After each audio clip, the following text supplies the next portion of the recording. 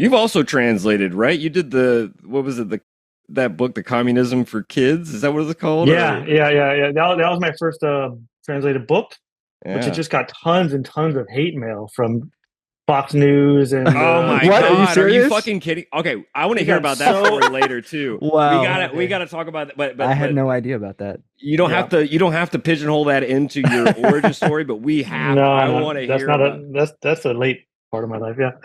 All right, all right. The very roots of evil, of negativity and singularity, including the ultimate form of singularity, which is to the whole state of things, the pure violence without object anymore. This is the typical violence of information.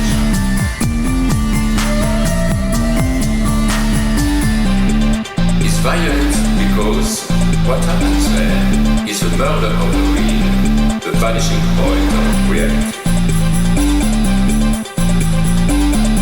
Let's not have a misunderstanding here.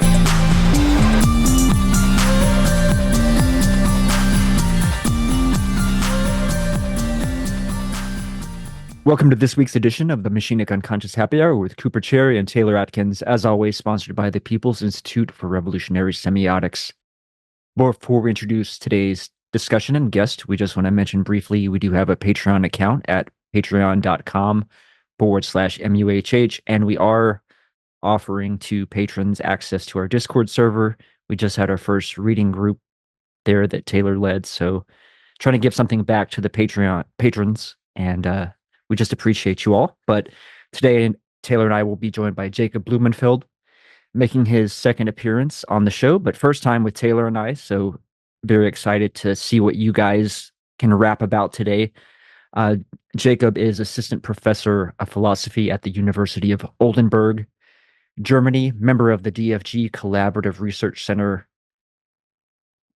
Last time we discussed his previous book, All Things Are Nothing to Me, The Unique Philosophy of Max Stirner. So we'll get into a little Stirner, I'm sure. I'll be sure to link that episode in the show notes as well. But Jacob is here to discuss his newest book, The Concept of Property in Kant, Fichte, and Hegel, Freedom, Right, and Recognition. But a hearty machinic welcome back, Jacob. Thank you very much. Great to be back here with you guys. It's nice to have you. And as I was telling Coop, I think we narrowly missed, right? I think I may have been in the process of linking up with you, Coop. Yeah, I think we had about 5 episodes of the looking at Machinic Unconscious. And it was about 4 years ago that Jacob was on the show. So yeah, we had done several episodes, you and I, Taylor. Yeah, it was fun. It was a fun discussion. I remember. We like to start things off now with asking our guests for their philosophical origin story. And that can sort of be, I don't know if there's like a singular moment, experience, encounter with a thinker, something like that sort of ignited your passion for philosophy, broadly speaking. And then if you want to, take that and run with that, and then maybe lead that into the inspiration for writing this book. But really, whatever direction you want to take it in, please. Yeah. All right, I'll give you kind of 3 notes that led me to my philosophical development, or that spawned my interest in philosophy. I would say my interest in philosophy strangely started by watching David Lynch movies. Oh, that's when I was, when I was in high school. I had a cousin, an older cousin of mine, who forced me to watch Twin Peaks, and when I was young, and so somehow David Lynch's world was so confusing and so seductive that it just it made everything seem weird and interesting. And I heard that I should look at philosophy because that might help me understand David Lynch. So that was a bit strange, way into thinking in general, thinking reality and surrealism. I got to university. Is there a Twin Peaks in philosophy book? There's the X there is, and of course. philosophy. There is I was going to say you should write that one. Yeah, I've given one talk on Twin Peaks: The Return, which I'd like to write an essay about Twin Peaks: The Return as a critique of nostalgia, but that'd be a different project. I've never gotten there yet. I was actually thinking we could write Taylor, if we wanted to do something less I don't know. We could do like episode by episode look at the return or something. I'm sure there's bound to be some interesting. I'll be there. Oh yeah, we could have, because I'm visiting Coop in Austin in a few weeks, and one of the things because I never finished the return. I got about maybe a third or halfway through, and then just got high and wandered off and did something else. You know, it's structurally against the viewer, so it's against you. Yeah, it wards off casual viewing. It is yes. You know, as though. Because there's something inviting about the first season of Twin Peaks, somewhat. You know, there's still that mystery to unravel, and even if there's some weirdness, it's not so much warding off the casual viewer. But Twin Peaks: The Return. I mean, that would be interesting to do stuff. You know about Coop's origin story with like watching David Lynch's Dune in like age 6 or something. No way. Oh yeah. So you guys have David. Anyway, Jacob, please continue. You said you were going to university, or then the second thing is I had this brilliant teacher at the university. His name was Mitch Miller, and he introduced me to Plato. And reading Plato with him, we also read late Plato, which is just so strange. And I was just fascinated by his way of reading Plato beyond just the words, to understand what's kind of between the lines, what's not being said, and how to think through and how to read something which just invites the reader to think. Kind of like David Lynch, right? So he was teaching me how to read Plato as a way to invite. Like Socrates invites thinking from the reader, and I thought that was just an amazing way of writing, just to force you to think if you want to understand it, to fill in what the writer does not. That was kind of the second thing that got me excited. I almost became an ancient scholar, but I was too taken by the moderns. And then the third thing was with grad school when I taught I had a year-long course on the phenomenology of spirit with Jay Bernstein. Up until that point, I was very skeptical of Hegel. I did not want to read. I didn't want to touch Hegel. I thought he was just like the enemy, in which modern philosophy has to reject.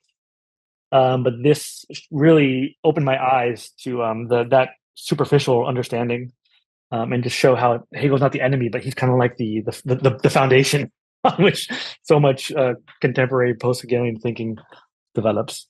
So those are kind of three notes in my development that led me on my path, I would say. You know, in what Deleuze characterizes the history of philosophy in terms of a theater, and he's like, look, someone has to play the role on stage as the villain. It might as well be Hegel. But that's a very particular relation to the history of philosophy. You know, for him, he was like, we were bludgeoned, I think literally in the French, assassinated by the history of philosophy. He was like, we're the last generation to really just be murdered by the history of philosophy. So I think that led to a little bit of resentment on Deleuze's part, you know, but in more friendly and open kind of self-mocking terms, he says someone's got to play the enemy, you know, and so it's not really Hegel, even the writer or person. It's Hegel as a conceptual persona, which you know, I'm saying it kind of gets into some interesting, a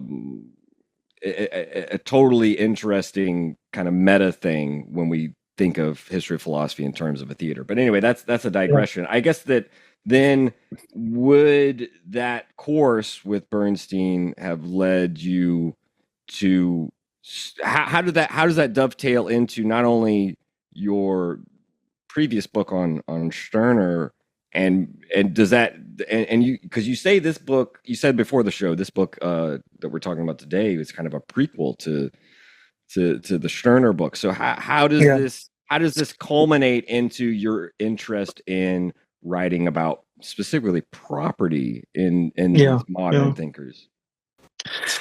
Yeah. So my first book was published in 2018, but written kind of long before that, and it was an attempt to interpret Stirner as a contemporary thinker. So not just as someone you put in a box in the 19th century who you're done with, but to show actually he's got a lot of vital insights that can challenge the best thinkers we have and reveal new insights when you smash it together with other thinkers that are some you might think are opposed, like Levinas or Foucault or others. And I found reading Stirner very exciting, just like reading Stirner was very exciting for many generations, whether it was Marx and Engels, or whether it was Dadaists and anarchists in the early 20th century, or whether it was libertarians or libertarians, communists in the 60s and 70s. Stirner is also a very ambiguous figure, read also by the right and by fascists and nationalists for interesting reasons. And I find that also interesting, that you can have a thinker so pulled apart and interpreted in different ways. And a core idea in Stirner's work is the idea of Eigentum, right? Property. And he's got a very unique idea of property, right? What property means and what it is and why it's so central to his understanding of the self, right? Our relationship to the outside, to the external, and how it can be under our control or not, how we can identify with it or not. What does it mean to own something, to own oneself? So I wrote about that. But I really want to get deeper into the history of the concept of property in German thinking before Stirner, right? Before Marx. Right, I was interested in Marx too, and Marx's theory. Usually, people look to British philosophy for thinking about property before Marx. Right, they look to John Smith or Mill, Locke. Locke, yeah. Especially Locke, right? Bentham. So there's all these, thinkers who thought about liberty and property, and they develop utilitarian or natural rights theories of property, or labor theories of property. Instrumental theories of property. And so I was thinking, okay, I think, Hegel writes about property a lot. Fichte writes about property a lot right before Hegel. And Kant writes about property a lot, all before Stirner, all before Marx, not really discussed in the English language literature. So I was interested in, exploring this realm of, this German idealist tradition, talking about political philosophy, talking about law, property, the material world, right? So what can idealists tell us about materialism, right? About materiality. So instead of looking to Hegel or Kant, Fichte to their understandings of transcendental apperception, to consciousness, to the forms of intuition that make reality appear, I was like, okay, what do they say about living together on a planet with other people, with desires and needs?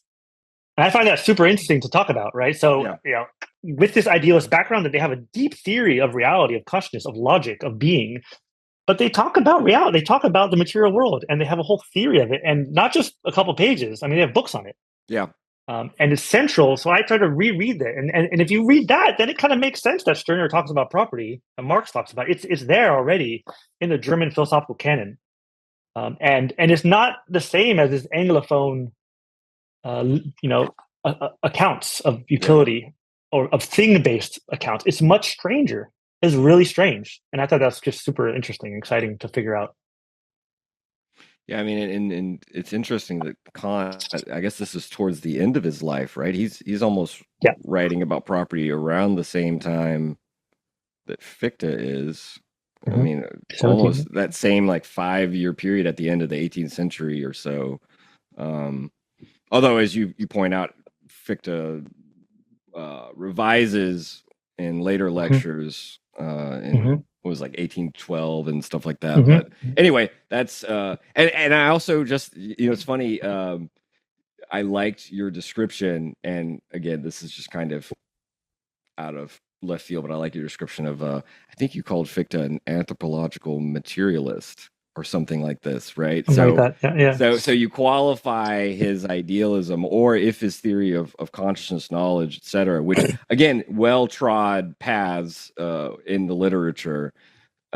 You kind of point out that from the perspective of his theories of property, it's not so clear that he's first and foremost, an idealist in any simple sense, but not that that's necessarily a simple concept either. Anyway, so all of that makes sense, and I like that, as you pointed out, Eigentum, property is in the title of Stirner's famous work, and so that makes sense that there would be. What was it? Was that interest in Stirner what made you more interested in property in general, or was it more of a kind of primordial thing that just happened at the same time? Was it cause and effect, or was it more of a just coincidence? I mean, I was interested in the critique of private property and Right. thinking about the critique of property in general from anarchist positions, from Marxist positions, and it was it's a well-worn path. This history of the critique of private property, the critique of property in general, but it's mostly in political thought, in political accounts from Proudhon, and onward. So I wanted to see. So Stirner is interesting because he's both a German idea, kind of the end of this German idealist young Hegelian tradition with a focus on property. And he brings together this. He's also critical of Proudhon, and he's kind of critical of property, but also not. So I thought, this is a strange intersection of philosophy and politics, philosophy and critique, and it has a prehistory, it has an origin to it as well. And I think sometimes when you talk about property or private property of people, you have a very simplistic understanding of it. As property is theft, and a property is theft thing, or property is necessary, or we need common property. Just like a list of things you need, and it's just I just find the concept much stranger and needing explanation. And it cannot just be sloganed away.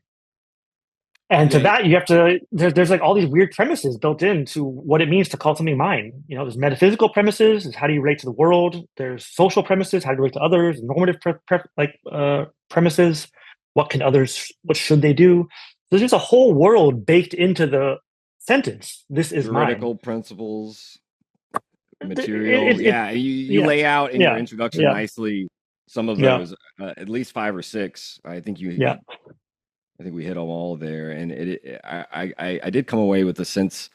I was thinking that I would find much more overlap between Kant, Fichte, and Hegel, and what was nice. The takeaway was you being able to tease out the singular differences and each one that gives each one, even if they all kind of draw from an inspiration of, for example, the elaboration of freedom, right? It being one of the common springs, they don't end up in the same places, and they don't even travel the same trajectories. So I liked seeing the differences come out more starkly than one might assume, because they come from this German idealist, sort of catch-all phrase and trend. They each have their own very distinct flavor and way of reasoning out these ideas. Yeah, and like you said, they're all writing in the late 18th century. They're all writing after the French Revolution. Right. I mean, this is kind of the big event which challenges the distribution of property basically in society. It challenges the natural order of things, right? Natural, like the the monarchy. It challenges the chain of being. So then the question is, okay, well, if property is not guaranteed by the king, which is guaranteed by God, then what is it guaranteed by? What is it? What can we make of it? Actually, what grounds it? Why should anything be anyone's? And these thinkers, they thought actually you do need to ground it. You can't. It requires justification. But it's not simple. It's very complicated to do that, because why should anyone respect my claim to an external thing that they didn't consent to beforehand, especially if it stops them from doing things they want to do? Why do they have any reason to follow that claim? And so they really took this problem super seriously as a challenge to the conception of free rationality, of free beings. And they worked through it very closely. Kant in his late life, Fichte worked through it very closely. Hegel started with it and kept it through his whole life. And I think that focus of political philosophy as like on the theory of property has gone away, because now it's kind of just taken for granted. You don't need to, you don't need to justify anymore. It's just so part of our lives anymore today. It's nowadays it's more like, okay, people should have less, a little bit less, but it's not the foundational institution itself has to be justified. And at that point, it did, and I think maybe it still requires that justification today. Right. Yeah, maybe it should still be thought through, and maybe we'll have different answers today in times of climate crisis, for instance. Yeah, I think that the emphasis on the normative and transcendental grounding of property was very fascinating, because that seemed to stand out as unique and at odds with, as you said, property justification in more legalistic or economical extraction of surplus value type theories, the instrumentalist type theories that seem taken for granted. So I think that shows another link to the Stirner book that you wrote in 2018, where these thinkers are actually still contemporary and actually should be more. They actually have something to say about the status quo of our contemporary thinking about this. Mm-hmm. Mm-hmm. Yeah, I mean, as long as we have the institution of like property, whether it's private, public, or common in our world, these questions will reappear, and then we can draw on their resources to, understand the problems that keep arising.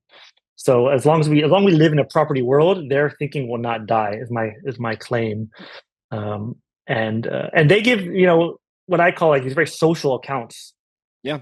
Of property, and that's like the big picture of the book is what it means to claim something as one's own, what it means to have a claim to something in the world, even a private claim to like a self really requires other people.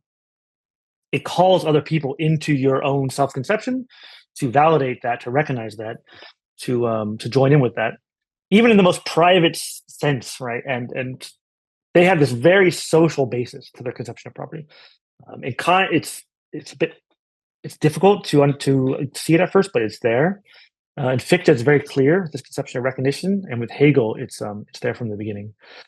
And I think that's a kind of alternative conception of property than the standard like legalistic, economistic, instrumental accounts would say property is justified for my individual liberty, for economic efficiency, for it solves the transaction cost problem, it's functional.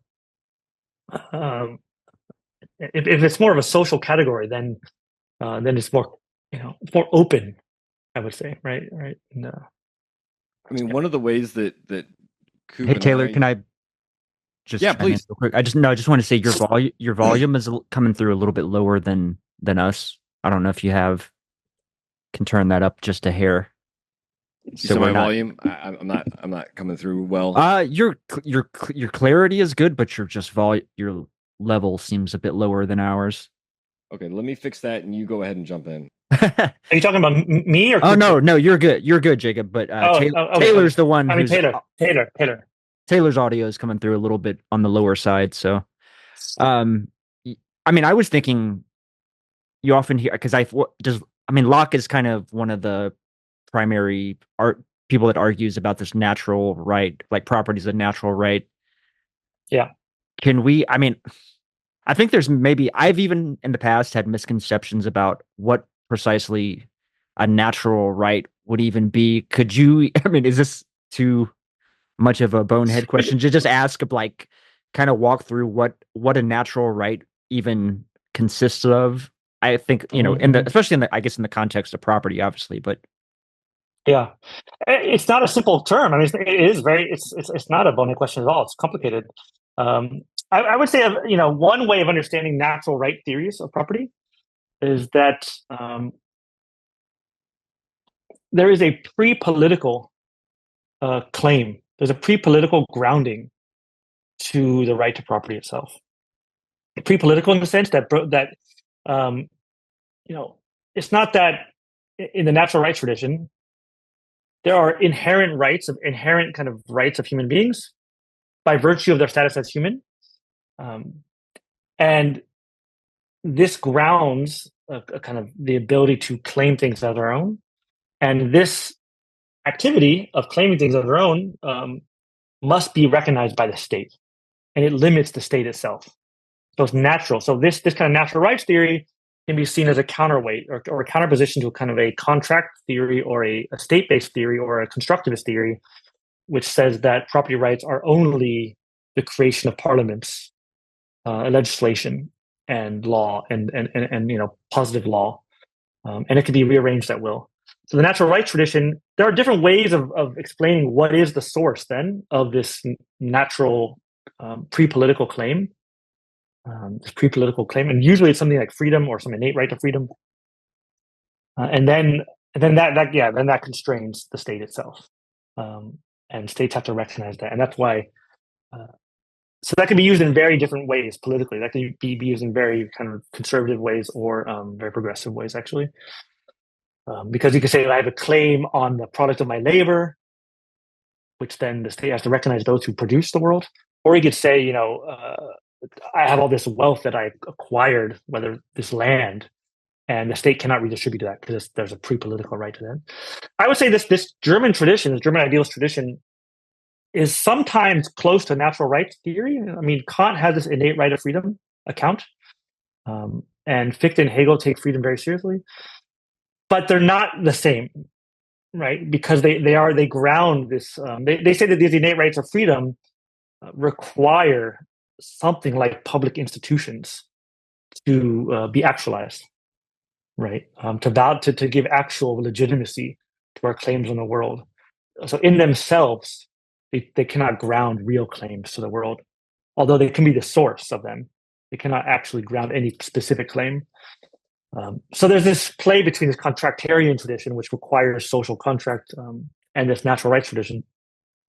But I like this, German idealist line, which kind of weaves between them a bit, and does it in a way which I think I would call a relational or a social theory of property, which is that it's not just a positive creation of the state, and it's neither just a natural right, which is pre-political.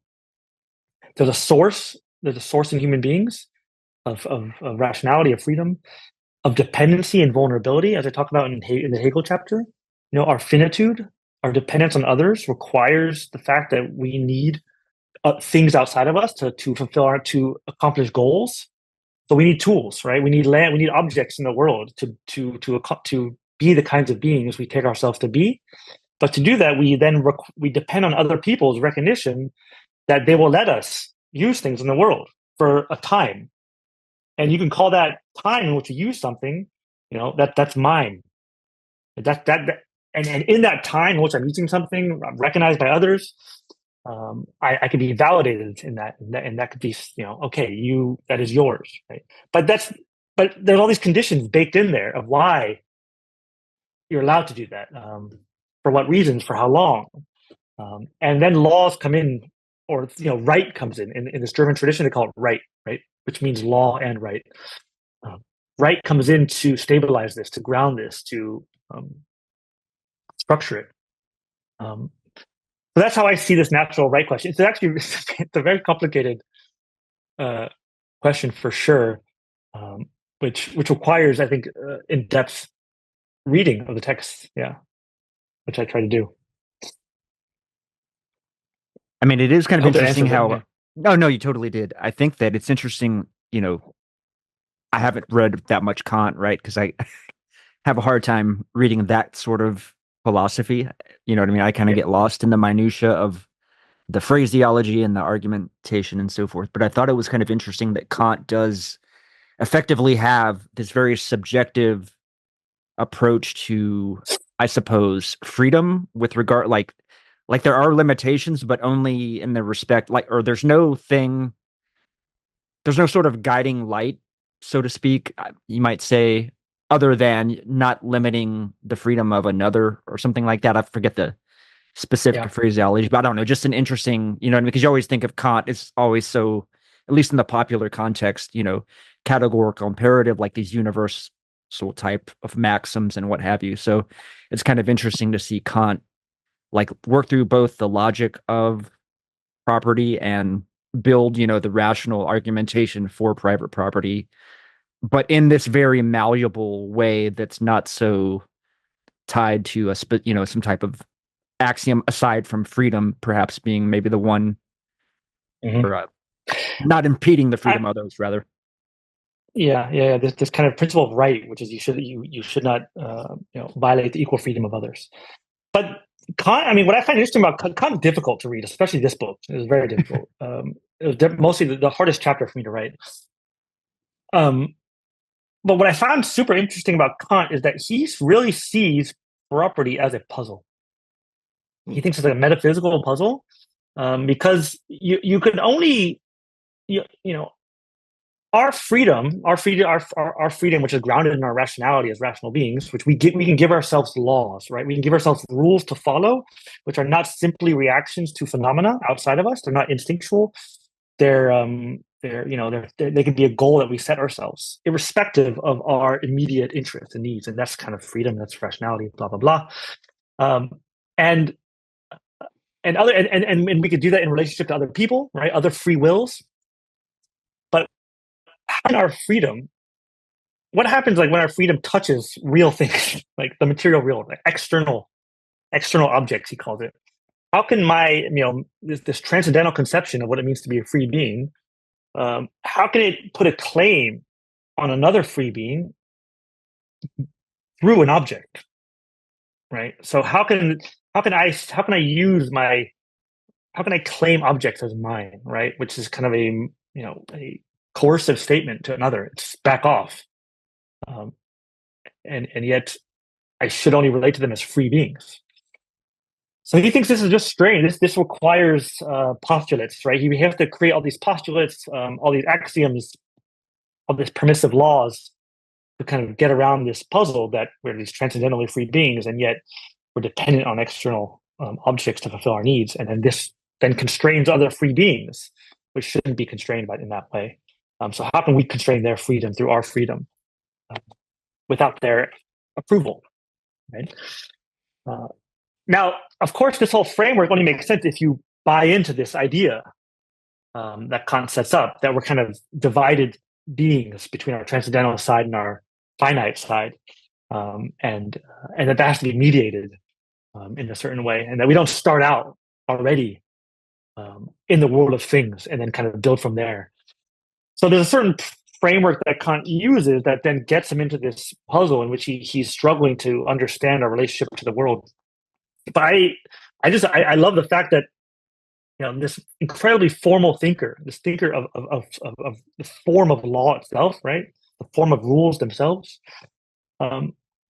he is forced to dig into the world, right, to grapple with our finitude, right, the fact that we are constrained, that we need things, we desire things, that we're on a planet, we're on land with other people around us, and we bounce into each other. And if we want to be free in this, very simple way, there has to be ways of negotiating this realm of how do we relate to the world? How do we use things in the world? It's not just given, a priori. So this very transcendental metaphysical conception brings in, I would say, materialist premises, even maybe against his will, but they're forced into them, this kind of social category. So I found this is already pointing towards a kind of social understanding of property that Fichte and Hegel really develop. I call it like a proto-recognition account.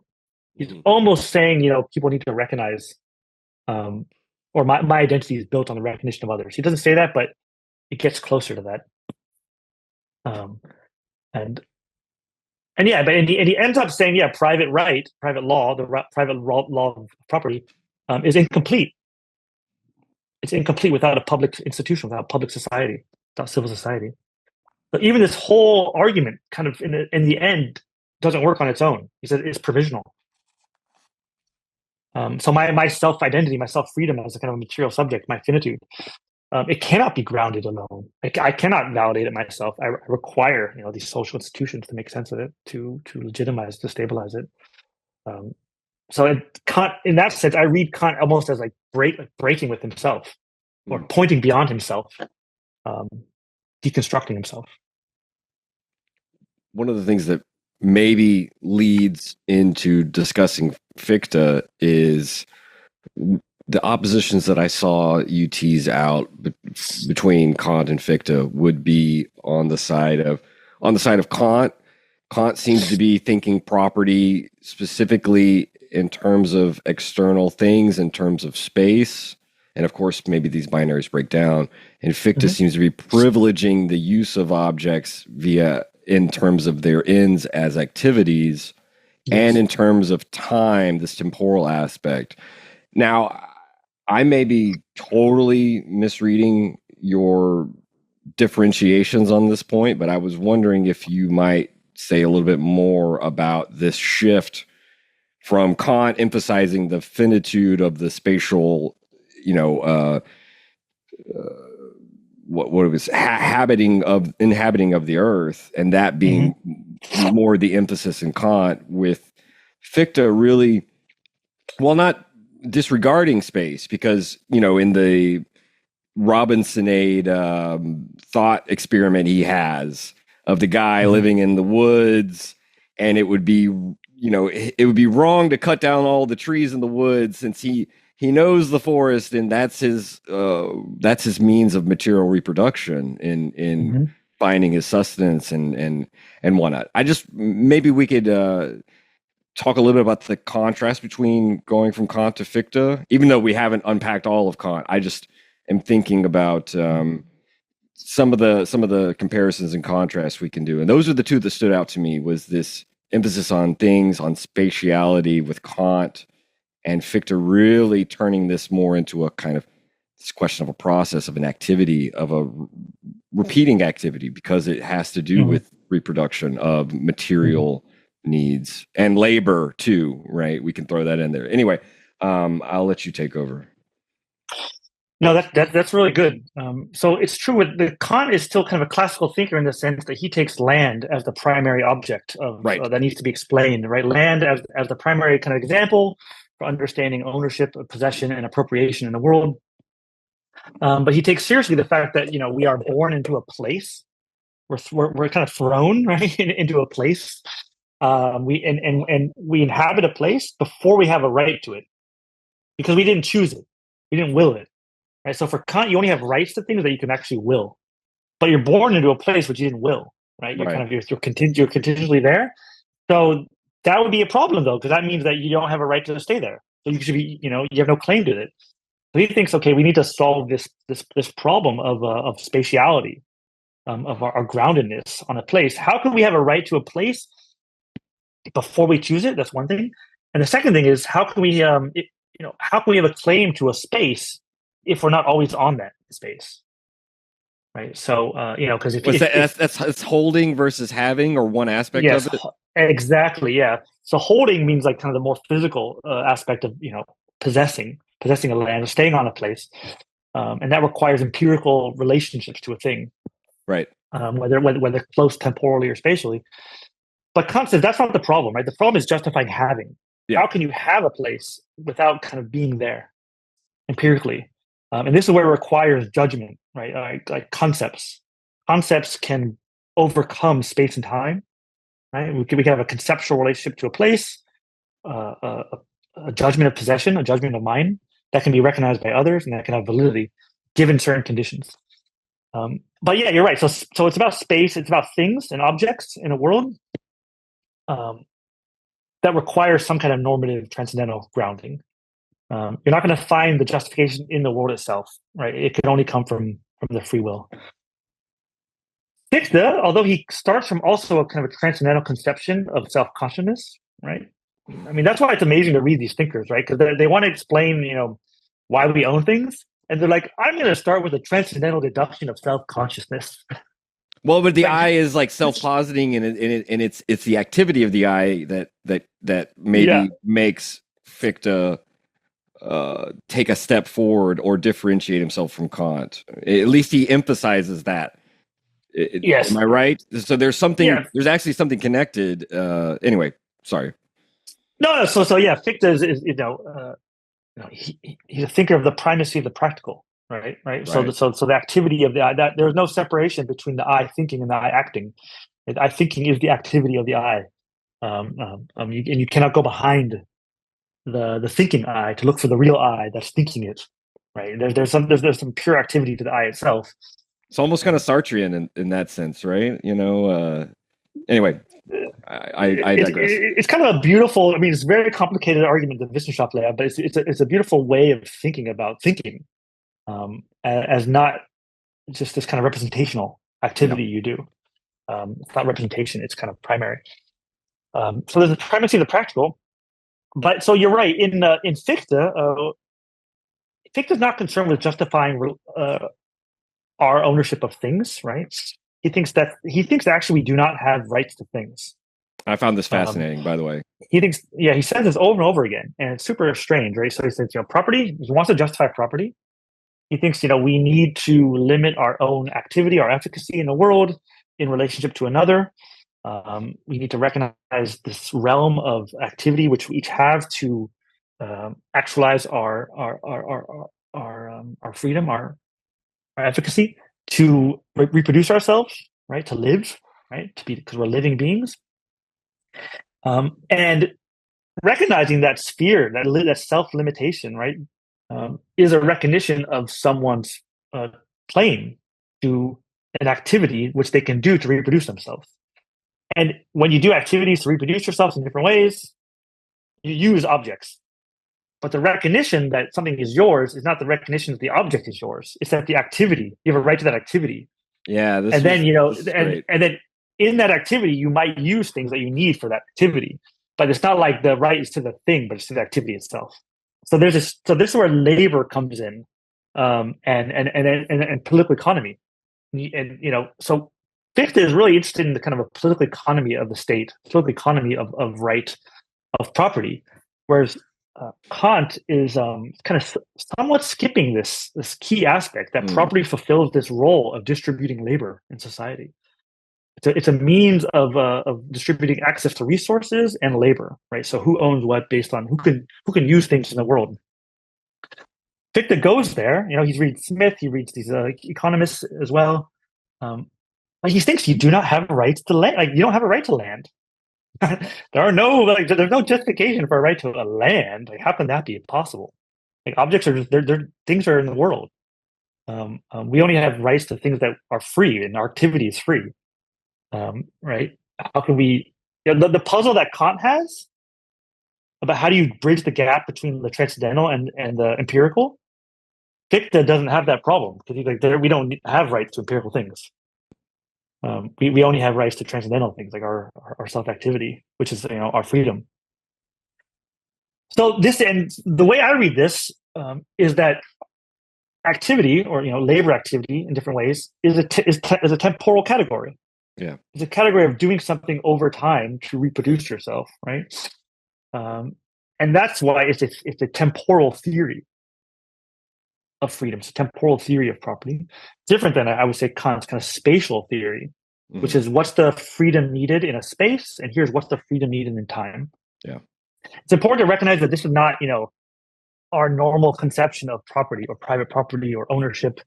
It doesn't really fit the common sense understandings of that word. That's why some people even say you should use other words here, right? We shouldn't use this because it's just so much baggage. Right. Well, for example, you counter the claim that I think was it Neuhausen? I forget his name. Who I think was responsible for editing and maybe not translating, but at least editing some of Fichte's work, right? So he's a big Fichte scholar, and he basically just lumps Fichte in with the liberal tradition. And you pull on, I forget was it James? You pull on to like counter this, and you yourself label him, or at least his early theories, and maybe even including the later ones when you get to leisure, which we can turn to soon. But you basically say like this is a more of a socialist type of understanding of property, and this gets us, I think, to the role of the role of the state in Fichte in sort of being the proprietor, if you will, of distributing property to those who don't have any. And so this, I think that what's nice is going from your elaboration of no one really has rights to ownership of things, it's really through the state that ownership is delegated on a provisional basis, right? And do you want to maybe we could talk a little bit about that before moving on to the shift from a labor-centric to a more integrated leisure labor type mode for Fichte? But really, I found this idea about those who don't have any property. This is an injury or wrong done by the state insofar as it is responsible for the distribution of property. Let's maybe talk a little bit about that, because that was some of the like, they're like, oh shit, this guy Fichte, he's, as the kids say, based. Yeah. I mean, Fichte is a wild thinker. He defends the French Revolution, in the 1790s very strongly. He unlike other philosophers, he came from like not the richest family. He survived by the grace of others. He never lost this kind of conception that of the poor, of what it means to not own things, right? Of to not just be teaching philosophy to other aristocrats or something, right? So he had a different conception, I think, a different grounding. But he was also a brilliant thinker. And the question he asks is, what justifies the state? What grounds the state, right? What gives state authority and legitimacy? And for Kant, there's a conception of it gives a legitimacy to the public institutions that also ground legitimacy to private institutions as well. State is not instrumental. There's a certain value in itself to the role of the state as a space of freedom. But Fichte thinks that the state really is not justified if it doesn't satisfy the needs of the members of those who live in it, which is a very radical claim, because most states do not do that, right? And most people do not think that, really. They think the states should, manage crime or distribute taxes or something, but they don't think the state fails completely if people are homeless or poor or have poverty. And Fichte thinks, no, it really does.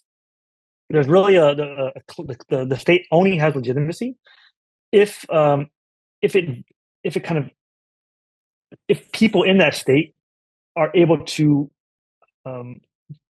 do the things they need to do to survive in ways that validates their own self-identity as free, rational beings. If they have property in that sense, property in the sense is a space of freedom to act over time to accomplish those needs. And if that doesn't happen, if you don't have a way of doing that, then you actually have not just a license, but you have a duty to challenge the state. Yeah. To coercively take the property of others, to say, I'm being wronged here, and therefore I have a claim. Yeah. Now, of course, Fichte says, okay, so that's there, but we want to moderate that with other ways of getting around that. So the state really has to fail. There cannot be no options. The individual can't fail, right? Something like this. Yeah, you go. That's what's the catch, right? So yes. What's the catch? The individual really has to be, looking for labor. Has to really be invested in this system. And if the state fails to do it, then you have a claim against the state. But the individual can also fail, and the state can have a claim against you. So there's a lot of burden on the state here. The state becomes very important in Fichte, because to guarantee that everyone can meet their needs in society, right? Not just through the market, but the state can do that. It means the state has to have a certain control over the economy, right? So he calls this the closed commercial state. Yeah. We need to be able to regulate supply and demand, because if we don't regulate supply and demand, then certain industries can collapse based on foreign trade, and then people are out of their work, and then they can't live, they can't actualize their freedom, and therefore the state loses legitimacy. So he's got this kind of proto theory of state planning, state control, which can then be interpreted in very different ways. So it can be a very nationalistic conception of the state, which some people read as. It can be a more socialistic conception of the state, and it can be both, right? I mean, Hegel seems to take it as more totalitarian in a certain sense, right? In his reading, or was I misreading his reading of reading of Fichte? You mean? Yeah. He sees Fichte's state as a kind of this mechanical machine. Yeah, as the abolition of freedom or something like this. Yeah, right? yeah. It's kind of this kind of mechanical dead space, which kind of assimilates everything to it.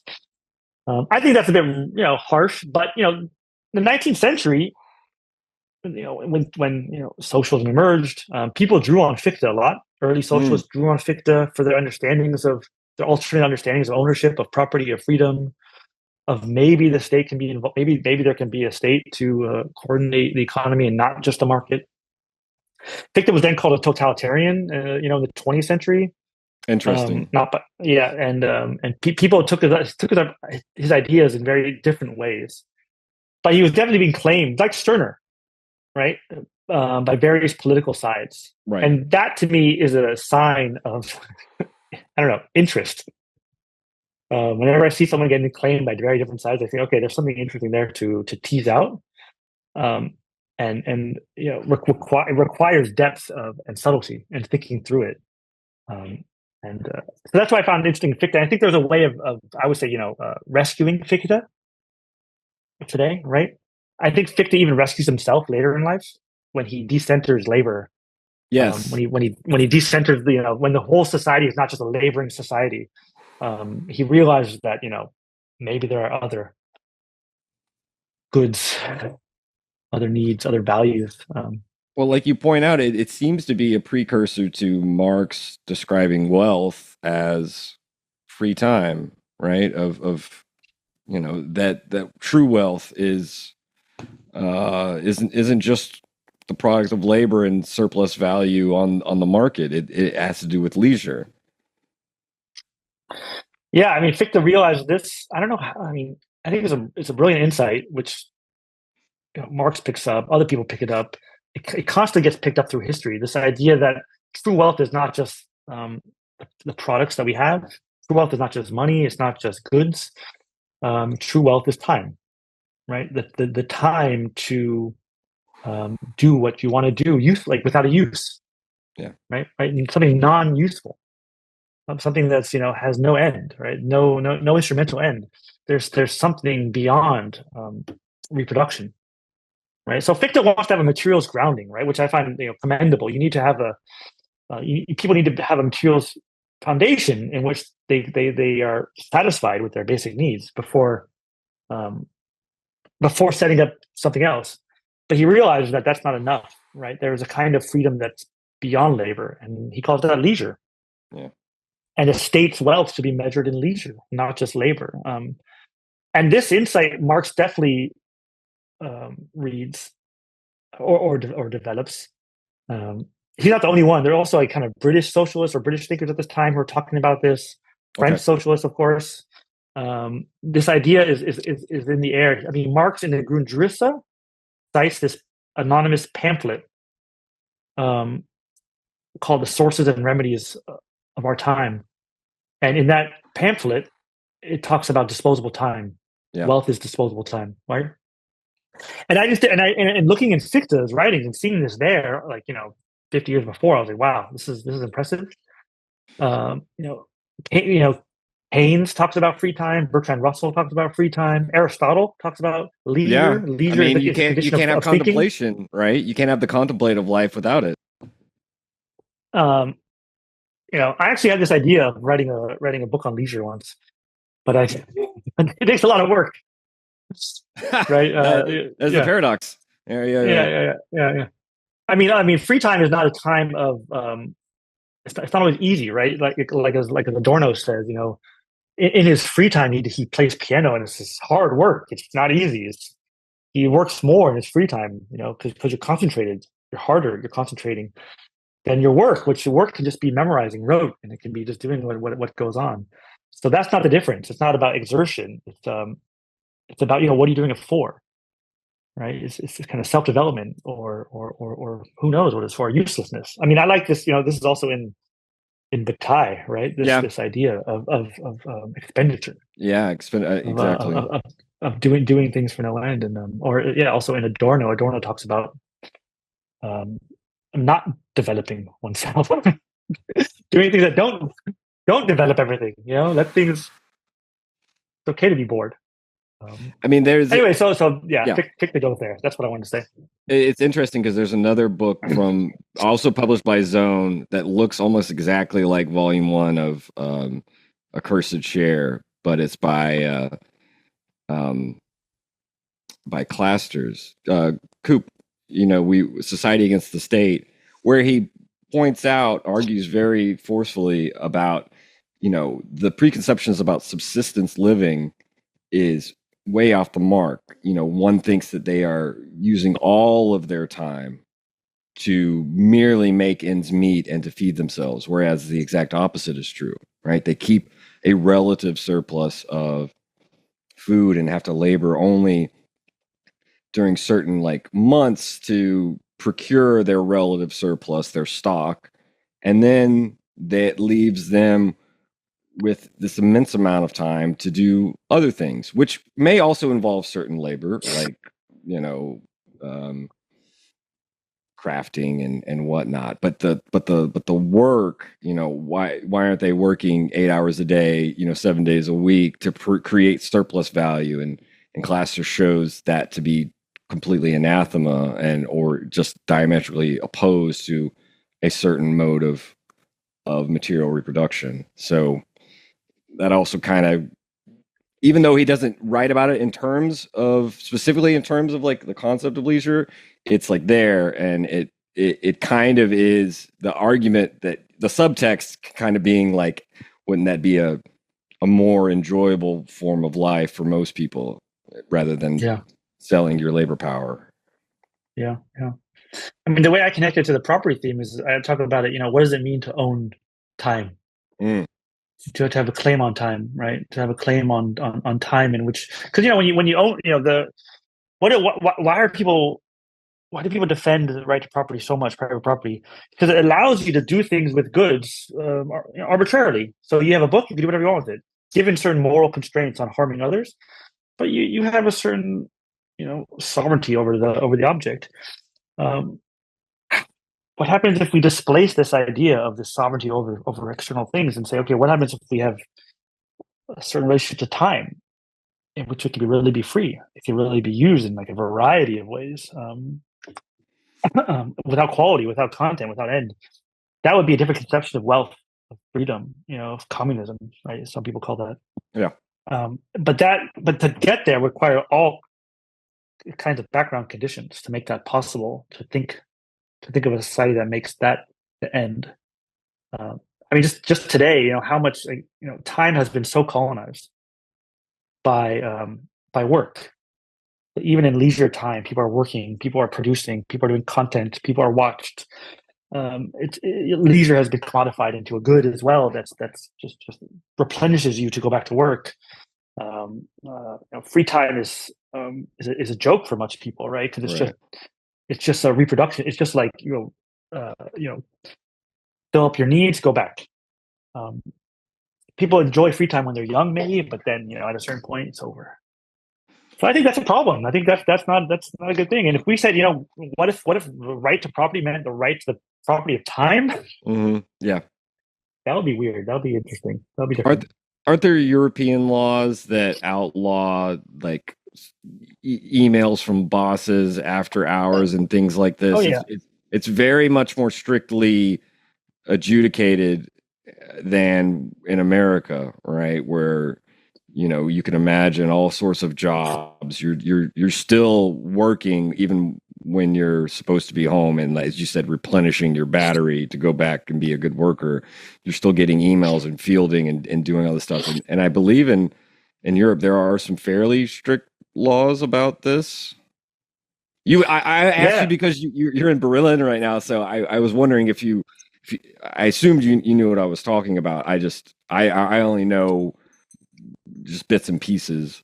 Yeah. I mean, if you email people in the States, they'll email you back right away. Email people in different countries in Europe, they'll be they'll be automatic weekend, response. Fuck off.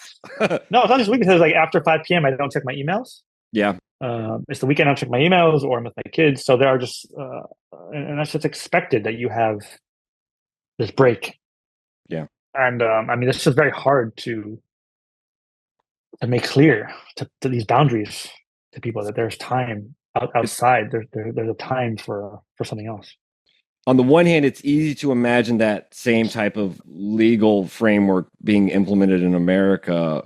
Again, to imagine it, but it's hard once you take in just all the other frameworks that are already in play in the sort of grind culture or whatever you want to call it. I mean, I can imagine it, but it would seem like it would be a benefit, not a right. You get what I'm saying? It would be attached to certain jobs. That's one of the benefits, the perks of the job, rather than it being a legally fundamental right for all. Anyway, this is why. I mean, anyway, go ahead. I mean, I also just think there is a history of the struggle over the working day. Yes, which is also right. I mean, that's what in which is a key part of class struggle, right? It's limiting the working day, limiting the amount of surplus value that can be extracted from you, limiting the time that you are used by another person. It's a big part of Capital Volume 1, Chapter 10. It's on the working day. This key aspect in the 20th century, limiting the working day becomes just a key axis, and that has tapered off. There are some campaigns for a 4-day week, for 35-hour. I mean, here in Germany, there are 35-hour weeks for certain companies, for certain unions. They've won that. Okay. But very limited ones. You have to be very powerful to win that 35-hour week. But 4-day week. Why not a 4-day week? Why not a 2-day week? I'm here for the 2-day work week, honestly. I think that that should be the demand. 2-day work week for 5 days. What the fuck? Fuck it, whatever you want. Yeah. That'd be my society. That'd be my dream society. But that's again getting to your point about wealth, free time, time and property in terms of time becomes, again, it's very counterintuitive to the sort of received notion of property. If I can use that term, received with scare quotes, right? The preconceptions that we have about what is mine, which is kind of how your introduction really like grabs the reader, is like, what the fuck does it mean to say something, which here, time, we don't think of it as a thing, but what does it mean to call something in the broadest sense mine? And I spent many years trying to figure it out. I'm still confused. Well, your conclusion ends with, like, if we listen to these three thinkers, we might hear a whisper about, what was it about? Was it about true property? You quote some like note that Marx had, like true property. What is it? The paradox of true property is that it excludes others, or something like this. Property that doesn't exclude anymore. Oh, that doesn't exclude anymore. Okay. But before I get there, I have, which I think is the most fun part of the book for me, was working on the young Hegel. Okay, yeah, and you start with his fragment on love, which I don't associate Hegel with love, so that was an interesting. I guess we can talk a little bit about Hegel before wrapping up. Yeah, if you want, sure. I mean, Hegel. There's actually literature on Hegel and property. There's books on it. There's articles on it, but it's all about the philosophy of right. So when I started working on the book, I wanted to write about the philosophy of right and Hegel's theory of property, and especially Marx. Actually, Hegel's theory of property of philosophy of right is not in the book, and neither is Marx, really. Yeah, I noticed that. I noticed those absences, including Stirner being absent. I understood because you wrote a book on it, but I did notice. I was thinking something like this, that maybe you didn't write about the philosophy of right to give pride of place to these other works. Yeah. I mean, I have another article where I discuss philosophy of right, and I want to do another project on Marx's conception of property, especially in the Grundrisse, in the German ideology. So you can have a trilogy. Exactly. Yeah. I think the Grundrisse has some weird stuff on property there. But that'll be later. But I found the young Hegel's writings, which are very close in time to Fichte. There's 5 years apart. It's very strange, very dense, very also metaphysical. It's his first conception of the master-slave dialectic, Mm-hmm. or the lord, or the lord and bondsman. It's all about property. So the first master-slave dialectic is a dialectic about property recognition. It's not about just the master-slave. It's about It's not about freedom or your life, right? Yeah. Yeah, it's about families struggling over possession, over land, and how they recognize each other, and then they have a fight to the death because someone, destroys the land of another person. There's kind of different versions of this dialectic in Hegel's early Jena real philosophy. It's called, in the Philosophy of Spirit lectures and the System of Ethical Life. And this early Hegel is very influential for Lukács, for Axel Honneth, for many thinkers actually today. They see the young Hegel as a counterweight to the later mature Hegel, because in the philosophy of right, it's kind of this institutional theory of society, this tripartite division. The individual is part of the state. Yeah. This recognition of reality, right? The rational of the real, and the real is the rational. Where's all the phenomenology? Where's the violence? Where's the conflict? Right? Where's the antagonism? Where's the negativity? Where's everything that makes Hegel Hegel? Right? Where's all that? Well, you do get a little bit of theft, a little bit of coercion, a little bit of deception, but it is. You're right. It is a bit watered down. I mean, I think it's. You just have to look for it a bit better. You have to be, it's there, right? It's kind of sometimes in the background. I try to argue in this book that's it's all the background. That's the presupposition for the philosophy of right, is this phenomenology of possession, this phenomenology of property, the story of how people became possessing beings. How did that happen? And what kind of ethical relations were involved in creating this relation of right, which then is where the philosophy of right starts with, that we are beings of right. We can recognize the freedom of each other. We're bound by this principle. We can objectify our freedom in institutions. Mm-hmm. And historically we have done that, and we act within it, and we go beyond it. But the young Hegel is much more dynamic. It's about conflict, right? And conflicts between possessing families, basically, and how conflicts over theft play out. It's also very strange because it's neither historical nor anthropological nor psychoanalytic, but it's just on all levels at the same time. Mm-hmm. So is he talking about real history? Is he talking about history of the subject? It's hard to know what level of analysis it's happening on. I find that the most challenging part of reading Hegel is, what's the level here? Is it the level of the philosopher? Is the level of history? Is the level of the subject itself? Yeah. When are we getting to the idea and its development? Like, where are we in that? Where are we? That ladder or that spiral, really? Yeah. And I just found these early texts by Hegel, where he describes the development of the recognition of another as someone who could claim something as their own, requires this whole process of reflection and self-reflection, of recognizing another person's vulnerability, of recognizing my own dependency, of incorporating the other's vulnerability into my self-conception, realizing that we're both vulnerable, that we could be harmed by acts from another. And this kind of ground, this double recognition that we require something like right, like a way of relating to each other that's beyond our self-interest.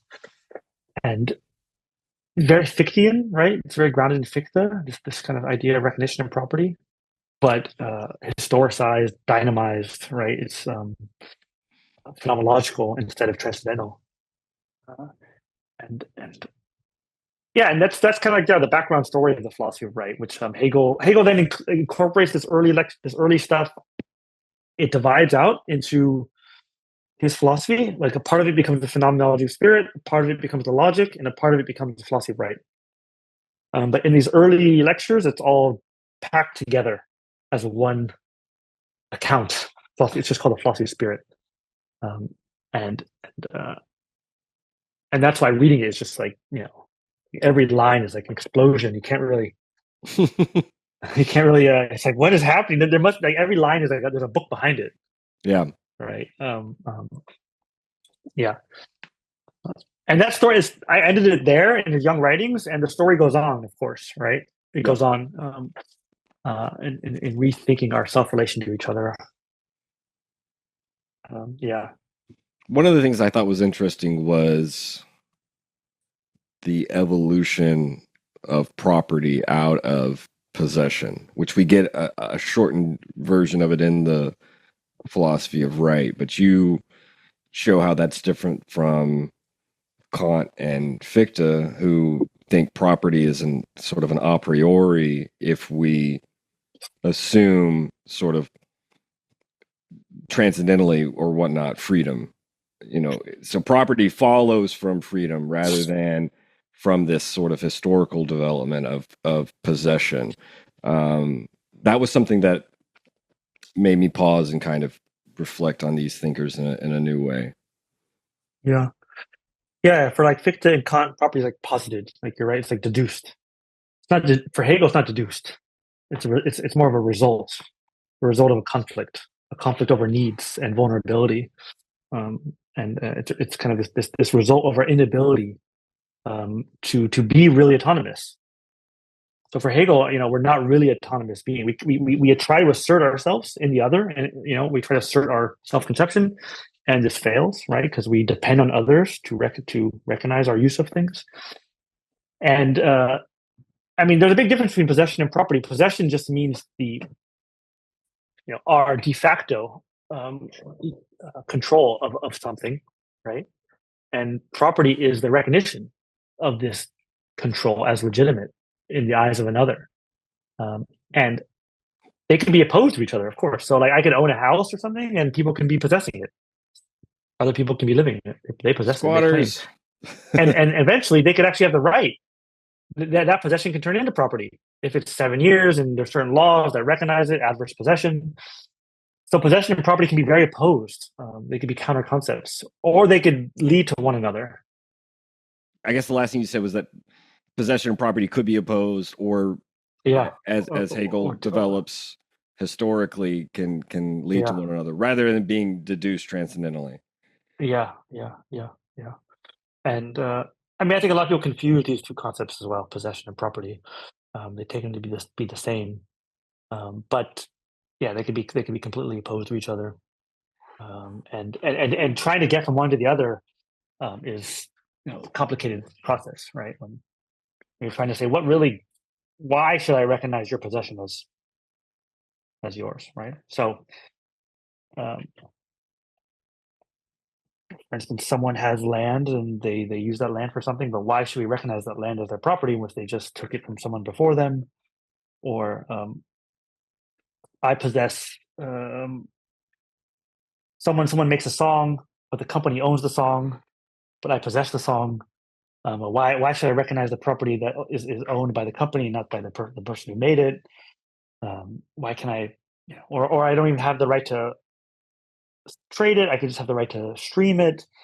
So property actually, can be divided into lots of different concepts, and possession is just one of them, one way of understanding property, right? You can have a non-possessive understanding of property as well, which I don't have the right to control it. I just have a exclusive right to determine things about it, but I can't really possess it.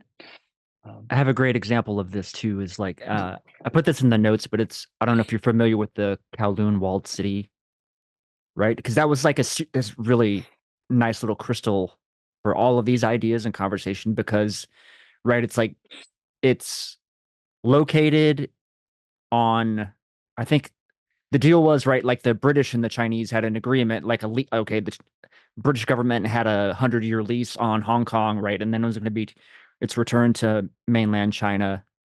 But you have this weird no man's land of Kowloon walled city, because I think it's technically Chinese territory, but to get access to the city, you had to go through Hong Kong, which really kind of precluded the Chinese from really enforcing any kind of like law enforcement on any consistent basis. And even the British government, like they would sort of raid it from time to time, but they really didn't have any established long-term police presence there because it wasn't like it was actually considered mainland China. You know what I mean? Until the leasehold situation was up. So you had basically the Chinese triads sort of were the de facto government, right? Of some more or less, in a sense of like who had the monopoly on violence, I suppose you might say. But nobody really, so it was kind of this interesting like jurisdictional no man's land where, right, like people built up all this crazy DIY, like who knows, you know what I mean, just a mess of things. You can even see this, and I was talking to Taylor earlier about Bloodsport, the Jean-Claude Van Damme movie. They actually shot a portion of it in the walled city because that's where like the Kumite fights happen there, right? Because it's out of the jurisdiction, like, you know what I mean? It's out of jurisdiction. Oh my God. I have to rewatch that. I haven't watched it in so long. I love yeah, that they literally have some shots in the walled city before it was torn down in like the late 90s or what have you. But I don't know, just like, you know what I mean? Because it's not only that, but it's like, okay, in the absence of the state, of a real state enforcement, like who picks up the sort of slack in terms of maintaining order? And I think it's also important not to like, what is it? Like you don't want to like take it as this romanticized. Yeah, exactly. You don't want to romanticize one aspect on the like, oh, there's no government, there's no regulation, right? Like this is like anarchist paradise, right? But that's kind of, but not entirely, right? But at the same time, it's not like everybody was killing each. It's not like this war of all against all either. So it's kind of this interesting hybridity just by this like weird anomaly of, legality, geography, history, etc. I don't know. I thought it might be like an interesting like centerpiece for a discussion on all of these things conceptually, right? It's really interesting that a lot of people think that if you take away the government or if you take away private property rights, it just descends into chaos and anarchy. So you either have like property or propertylessness, and you could have different like ways of interpreting that. You can have people say the propertylessness is bad, right? It'll lead to violence and murder, or you say the propertylessness is good, right? It leads to freedom and happiness and truth. I think both of these are wrong in a sense because they assume that property is only on one side, right? And that order and law is only on one side, right? The state side, the legitimate side. But as in the example you show in this walled city and in other like spaces that are sometimes outside of the sovereignty, there are of course there are rules. There are forms of legitimacy. There are forms of authority that take place that recognize access to goods, who can access certain things, who can use certain things, for how long, where, and what's the way of doing that. And those are mini states. I mean, or they're kinds of organizations, and they can actually be very good. I mean, they could be much more organized, helpful, and rational than a government. They can also be very bad, right? They could be completely based on just threat and coercion and violence. So I think the question is not like, is it there or not? My argument is that as long as there are rules for determining access to goods based on kind of claims to legitimacy, you have property. You have property relations, not necessarily private property. It could be a social form of property. It could be common. It could be public. It could be a mix. It could be a hybrid. But those are property relations, and they should be they require justification, right? So what grounds it? If it's just grounded in violence in the end, then it's probably unjustified. But if there's a reason to it that makes sense for it to work in this way and not in the way of a kind of a liberal political order, then why not, right? So I'd say it's interesting to look at that through kind of a property lens and say that it does take place there. And a lot of people would disagree with this. They would say, no, you're projecting. You're projecting a Western category onto everything, or you're projecting this very historically specific understanding of property on spaces that are not there. I think that would be a kind of a common critique of my position, and say, actually there is this outside non-Western spaces. My response to that would be, no, property is not a Western concept. I mean, like private property rights are, maybe a Western concept, but not, property relations in general, right? They exist in all sorts of different, a variety of ways, and to reduce it to like a European concept is to ignore the vast diversity and variety of these relations, of this relationships that sometimes they can include nature. They could have justifications beyond the secular, right? They can have all kinds of ways. God can own things, right? Plants can own things. Right now, I'm translating a book about whether rivers can own themselves. That's my next translation. It's about whether nature can own itself, whether nature can also own property. And people, there are indigenous communities that claim this, and governments are recognizing this. So I would say it's not like, yes, there's either property or no property, right? There's just different conceptions of this organization of the world, and we should appreciate that diversity of social relations. One thing that may be a little bit off topic concerning the Hegel you wrote about in your book, since maybe you get into this in your essay that you mentioned, where you do take up the philosophy of right. But one of the things that's interesting in the first part that Cooper and I read was how very quickly Hegel brings up and dismisses the notion of sort of common property, of public property. He seems very keen on articulating how property is, I don't want to say essentially, but maybe more rationally private. Do you have any thoughts on this? Yeah. I mean, this is very common actually for Kant too, I would say, and for Hegel. For Fichte, I would say it's not clear because he doesn't have this private property conception. But for Kant and Hegel, they both take private property to be kind of more rational than other forms. Right. They take it to be more rational. It's it allows for privacy. It allows for, I think, because they have this theory of autonomy. Yeah. That rationality requires autonomy. Autonomy is kind of this ability to give yourself a law, and private property can give us autonomy in relation to things. I think that's just a wrong conception of common property and private property. I think private property can also be very heteronymous. It can be very. It can, first of all, it overrides the autonomy of others. And if you're overriding the autonomy and the freedom of others, then maybe your freedom is also being challenged and limited, right? Common property, common ways of relating to goods can enhance your autonomy, right? It can give you more recognition from others.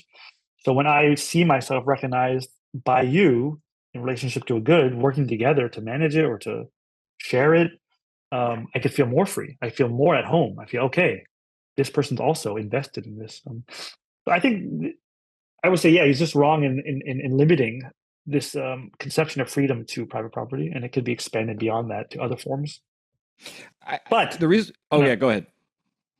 He does, but Hegel does have a one conception of common property that he does think is very important, and this is the family. Right. Oh, interesting. Okay. So if you read the family section in the civil society chapter on objective spirit, the family. So for Hegel, he almost has a very materialist understanding of the family. Family is not about love. Yeah. It's not about people that come together to love each other, and because family is a form of common property. The family is it's a way in which individuals distribute goods amongst themselves without exchange. Right. So I don't trade and make deals with my family about who uses the fork. We don't buy it from each other. We have a common property, and we're bound together by this common property which then we could pass on or something to the next child, and that's a very important form of property for Hegel, but it's limited because the family doesn't allow for individuality. To be an individual, you have to break out of the family for Hegel. Right. You have to go into civil society. You have to work. You have to escape the family, and then you can have private property, which is separate from the norms of the family and the father and the common property. So he only sees common property in this patriarchal sense, as this kind of traditional conception of property that constrains individuals. I think this different understanding of common ownership of the means of production or common ownership of housing beyond the family. That's a completely different concept that Hegel doesn't mention, Kant doesn't mention. And that's why it would require rethinking these concepts today under new categories, maybe with their insights, but you have to go beyond it. I guess what stood out starkly with you somewhat go chronologically through the early Hegel, and it seemed quite at odds to Hegel's, if not hostility, then ambivalence towards property in general in his early writing. Specifically, you start with the fragment on love, where it seems to be directly at odds with love, property in general. So there's obviously this evolution towards the older Hegel that seems to be in opposition to these earlier, maybe again more temporally close to the events of the French Revolution, or however you want to. Maybe it's just he got older and a little bit more bourgeois. I don't know. You could obviously generalize, but that to me stood out was reading some of the early stuff that you work through versus what seems very dismissive in the philosophy of right, and only validating private property, or at least seemingly like exclusively validating that as the true rational form. That to me that contrast jumped out to me, and that's kind of why I was curious. I mean, I'm glad you brought up this fragment on love, right? It's so that's when Hegel was, I would say, a romantic. Yeah, and in the kind of the technical sense, right? He was, right. He was interested in romanticism, and he had a conception of unity with nature, and he was closer to Schelling at this point, Hölderlin, Novalis. He was roommates with them, and it was just the 1790s in Tübingen or in Jena. It was just a very exciting place to be, and at this point, Hegel thought that. Love, which I think is his first conception of spirit. I mean, or spirit, spirit, which is the unity of the self and the other, in a sense.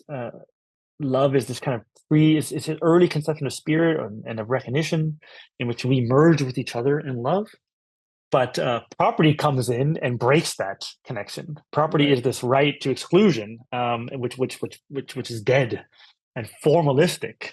And it breaks this merging of self and other in love. I think he So he was a hippie, and he became one of those hippies that we know that become very conservative later in life, right? Is that basically what happened? Yeah. I mean, definitely a hippie, no, but definitely a romantic. And you can say this. So he definitely he differentiated property a lot more, and he eventually started to think that property and the economy is not just a dead area with no normative content. It's not just a division of labor that just crushes you. He also began to see the economy itself as as a realm in which humans are formed, subjects are formed, and it's not just negative. It doesn't just alienate you. Although he did think it does alienate you, he even used this concept. He also said it does give you a kind of education, right? It gives you individuality. So the civil society, which is kind of the marketplace, it breaks you from the family and it individualizes you, and that gives you a certain conception of freedom and Bildung, and therefore this property realm, this property order, also can be positive. It's more ambiguous, right? It's not just a formal dead breaking of our merging with the other. It also allows us to be a self. But if it's only that, if it's only the economy, then it's still limited, right? Because then we're still kind of tied to the use of things for needs and just a kind of economistic realm. That's why he goes beyond that to politics, right, to the state, which we come back together again, but now mediated through the economy, through property. So I think it's not like he hates this earlier conception. He just kind of sees it as one stage or one aspect of a more fuller conception of freedom that incorporates individuality and negativity into it deeper. And he just is not satisfied with staying at any of these levels, right? He's constantly moving between them. Yeah. And that's why people read him as like a statist or as like an individualist. It's like, which one is he? And I think the dialectic is always dynamic, so he can't remain, and he's always alpha bunging himself, right? He's but no, I appreciate that. That helps shed light on perhaps why you didn't need to go into the philosophy of right for another reason. I mean, it's just also a time question. If I did that, I would have never finished this book. And as we know, time is property, and time is property. Yeah, I didn't have it. Now we are coming close to 2 hours. Speaking of time, and so you hinted along the way maybe some of your either desired projects, like your book on leisure, or your book on Marx and property. So a potential third book. We want to leave this? We always leave a sort of. If our intro and outro are usually the same, so we always leave the opening space for you to maybe talk about things you're currently working on, or future projects, or even forthcoming publications. Yeah, I have a couple of different things that are developing. So I have a paper on Stirner that I worked on coming out. That's right. You mentioned that too. Right. Okay. Yeah. So I'm coming back to Stirner. I have a paper on Stirner and Marx. It's called I forgot what it's called. It's called Stirner's Critique of Marx. Okay. So usually people think of Marx's critique of Stirner. Right. Yeah. So I'm writing it's a paper called Stirner's Critique of Marx, and it's about rethinking Marx's relationship to Stirner as Stirner as the dominant one, the one who kind of criticizes Marx's position, and Marx has to respond to that and has to appropriate that. And that's what the German ideology is. It's him responding to Stirner's critique of him, because Stirner does critique Marx in the ego and the unique in its property. So that's and I have this other text I'm working on, which is about reception of Stirner in Weimar, Germany. Interesting. By the avant-garde, by the avant-garde in the 1919, 1920. So I have a couple different Stirner papers, like Stirner reception, Stirner Marx, kind of after Stirner, and I like to bundle that together in some project. I even talked to Adam from Zero Books about reissuing my Stirner book, maybe with some new stuff in there. That would be fun. But in terms of new projects, I have this work I've been doing for a while on two topics. One is climate and ecology, and thinking about the nature and our place in nature, and whether we're going towards how are we adapting ourselves to a changing climate and changing atmosphere? What does it mean for our self-conception, our subjectivity, our world? I have a couple articles on that, and the second topic is I've been interested in this concept called socialization, also a property concept, which is the idea of transforming private property into social property, right? So what would it mean to socialize the family, a factory, a neighborhood? And this was a concept that was very popular after the German Revolution in 1918, 1919, and there was a big debate on socialization. And I have a project on this concept on socialization as a term and what it means, and hopefully there'll be some stuff there coming out in the future. Now this may sound. I'm just making sure I understand. You said the German Revolution. You said 1918, 1919. Did you mean? Yeah. Okay. I usually think of the Russian Revolution, so that's interesting. Yes. So I mean, sometimes people call it the. I mean, in Germany, it's when the monarchy fell and the Deutsche Reich fell. I see. Okay, gotcha. Yeah, so they call it the German Revolution, but it was bloodless. It's also called the November Revolution here. It's the end of 1918, 1919, and it's one of the most fascinating periods. It's when there was this moment in which councils arose, soldiers and workers' councils arose. There were uprisings all over the country, and there was wild strikes and mutinies, and there was just. I don't know anything about this. That sounds fascinating, man. It was a point of time. It was a possibility for an alternative world emerged, and then got crushed. But it got crushed by the official left. Interesting. It's a fascinating moment, by the Social Democratic Party, which was the bearer of socialism. Yeah, they got the power, and then the revolution wanted to go farther, and they stopped it with guns. So the German Revolution. So much for the tolerant left, huh? Exactly. It's a super interesting period of time. I have a couple texts on that. Hopefully. That sounds fascinating. It reminds me a little bit of the disaffection with the French Communist Party in the 1960s, specifically leading up to and surrounding May 68, and there being somewhat of a similar type of betrayal. It's not that, maybe not as ruthless, and it wasn't just from the left, but there was a kind of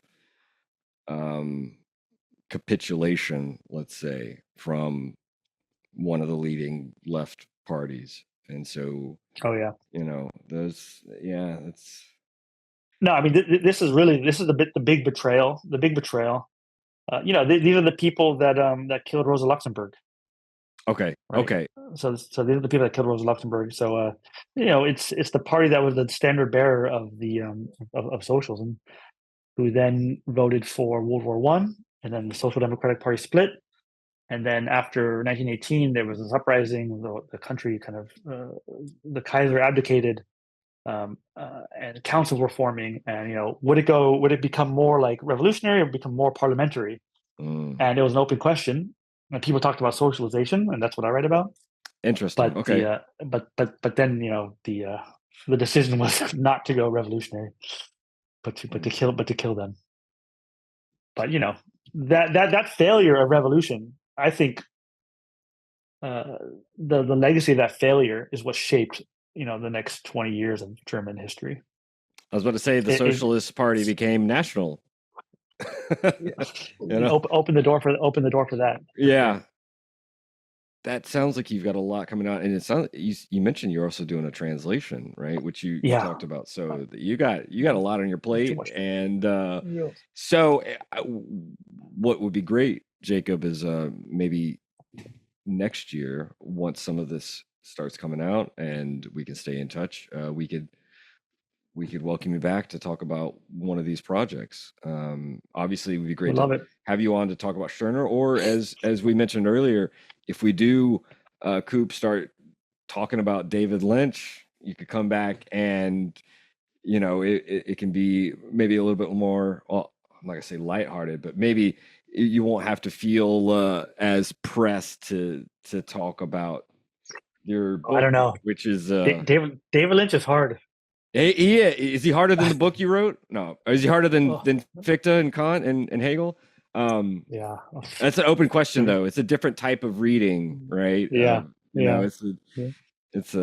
But Jacob, thank you so much for spending time with us today and coming on. It's great to meet you and great to talk to you about this work, which, and if there's anything, for example, because we have show notes, if there's if like you want to link, if you send us a link to that, maybe that other essay that you wrote on Hegel's philosophy of right, and Coop mentioned, we'll link the previous episodes you had on Stirner. We'll provide any and all of that. Just you can maybe send us a message on Twitter or however you like. But anyway, thank you so much, man. Yeah, it was a lot of fun, and enjoy the rest of your Sunday. Cooper, Taylor, thank you. Absolutely. Bye. Once again, thanks to Jacob Blumenfeld for joining Taylor and I on this week's edition of the Machine of Unconscious Happy Hour. The very rules of evil, of negativity and singularity, including the ultimate form of singularity, which is unconscious.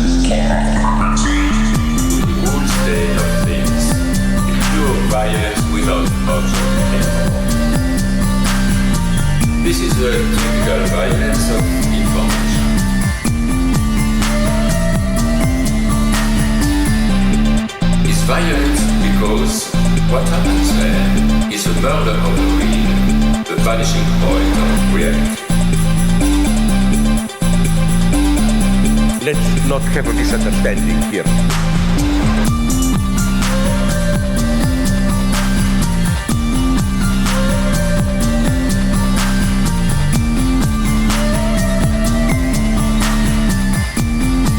What I meant is the following. With nothing left but recycled, whitewashed, lobotomized people, as in Clockwork Orange.